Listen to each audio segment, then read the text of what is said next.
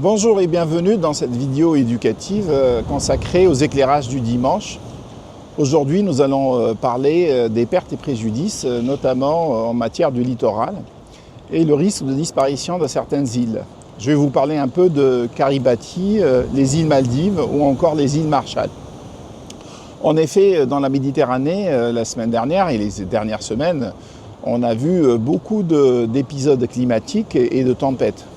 Mais ce qu'il faudrait voir, c'est qu'avec l'élévation du niveau de la mer, certaines îles sont menacées dans leur existence.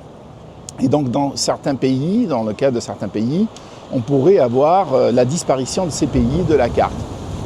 On se rappelle tous, en fait, à la COP26 à Glasgow, cette image qui a marqué tout le monde, en fait, avec le Premier ministre du Tuvalu, qui fait sa déclaration, parce que chaque pays a le droit à 3 minutes de déclaration pendant les COP, et ce ministre était les pieds dans l'eau pour montrer cette nouvelle réalité.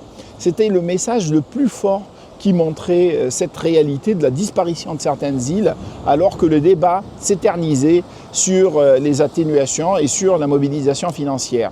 Cette image restera gravée à jamais, de l'image d'une île qui est en train d'être perdue devant et au vu de tout le monde, alors que les négociations internationales sur le climat patinaient encore pour savoir avec quel mécanisme on doit lutter.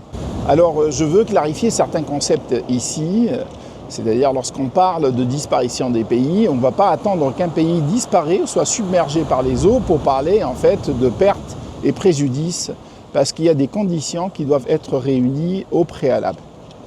En effet, certains pays, comme je vous ai dit, le Kiribati, les îles Maldives, le niveau de la terre ne dépasse pas en fait les îles, elles sont surélevées d'1,5 mètre à 2 mètres par rapport au niveau de la mer. Et donc nous avons, lors des épisodes climatiques, avec le réchauffement climatique et l'élévation du niveau des eaux, automatiquement des phénomènes de submersion marine qui commencent à arriver. Mais avec les tempêtes, en fait, l'eau rentre de plus en plus dans les atolls et dans les îles. Et là, on a une disparition du littoral, une intrusion maritime, mais également le phénomène de désalinisation des eaux potables. Et si vous ajoutez ça, la perte des infrastructures vitales, vous avez les 4 conditions qui conduisent en fait notamment le GIEC à déclarer que le pays n'est plus habitable et que le risque en fait est devenu très important. La première, c'est la montée du niveau de la mer. Comme vous le savez, la mer elle est en train de monter et aujourd'hui on estime que ce niveau d'augmentation de la mer varie selon les scénarios entre 50 cm à 1,50 m à la fin de ce siècle. Donc pour des îles comme les îles Marshall, Kiribati ou encore les îles Maldives, cette augmentation pourrait submerger complètement d'ici la fin de ce siècle les îles. Mais actuellement, on estime qu'il y a une montée de 13 cm en fait, du niveau. Donc avec cette augmentation du niveau de la mer avance et elle grignote un tout petit peu une partie du littoral. Donc la première condition, c'est la montée du niveau de la mer. Et plus la montée du niveau de la mer est importante, plus on déclare en fait la zone en perte progressive d'habitabilité. La deuxième condition, c'est l'intrusion marine. En fait, le phénomène d'intrusion marine, la mer, elle augmente, elle rentre, elle est en train de rentrer dans les nappes phréatiques et elle grignote en fait du terrain. Et ceci en fait conduit à une perte de littoral. Et on sait que pour ces îles-là, le littoral, c'est la source économique essentielle. Parce que toutes les activités touristiques se passent sur les îles, sur le littoral. Et donc, tout le monde, lorsque je parle de Maldives ou de Kiribati ou les îles Marshall, c'est avant tout la carte postale des littoraux qui sont en train de disparaître. La troisième condition, c'est justement sur les ressources en eau douce, parce qu'on ne peut pas exister s'il n'y a pas d'eau douce.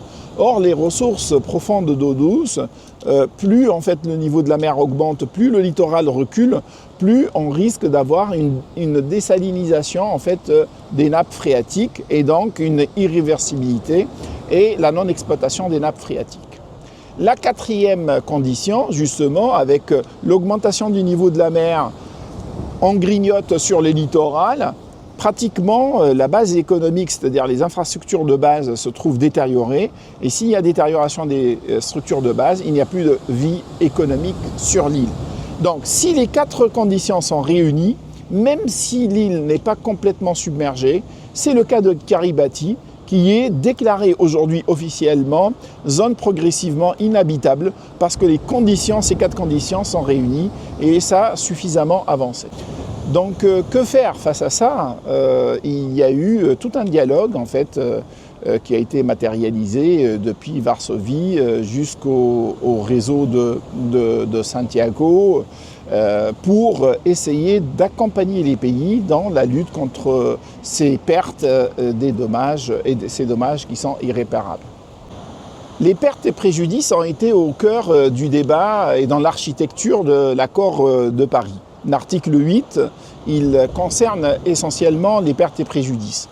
Mais depuis l'article 8, en fait, on a vu ce qu'on appelle le mécanisme international de Varsovie qui a été mis en place. Et ce mécanisme, en fait, c'est un mécanisme qui permet d'évaluer les dommages et qui permet, en fait, de voir comment les pays doivent asseoir cette méthodologie sur les pertes et préjudices. Mais pour accompagner les pays dans leur démarche, on a mis en place ce qu'on appelle le network de Santiago, donc le réseau de Santiago.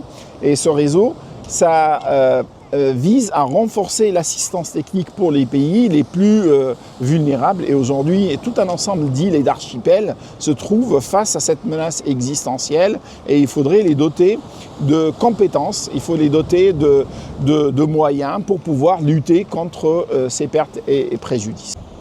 Alors aujourd'hui, les solutions techniques existent, parfois avec des ouvrages, parfois avec des solutions fondées sur la nature, mais parfois on va jusqu'à essayer d'imaginer des îles qui seraient des îles artificielles. C'est le cas du Maldives qui imagine une île artificielle en cas de disparition. Ces solutions sont coûteuses, nécessitent des financements et ces financements manquent à l'échelle internationale. Alors certainement qu'il y a eu des avancées, notamment à la COP27 et la mise en place du fonds pour les pertes et préjudices à Sharm el-Sheikh, donc lors de la COP27, mais la matérialisation des fonds n'est pas encore là.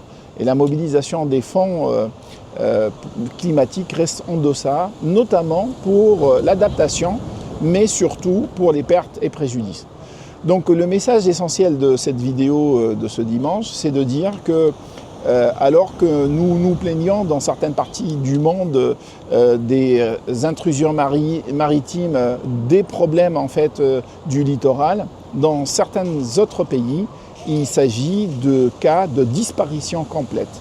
Et donc pour cela, il faut véritablement mettre en place des solutions le plus rapidement possible et surtout des mécanismes de solidarité internationale parce que le changement climatique n'a pas été provoqué par ces îles-là, par ces pays vulnérables, mais il a été provoqué pour développer d'autres pays. Et les pays en développement doivent réclamer davantage de moyens et à raison parce que les pays développés se sont développés avec du carbone qui aujourd'hui cause peut-être la disparition de certaines îles.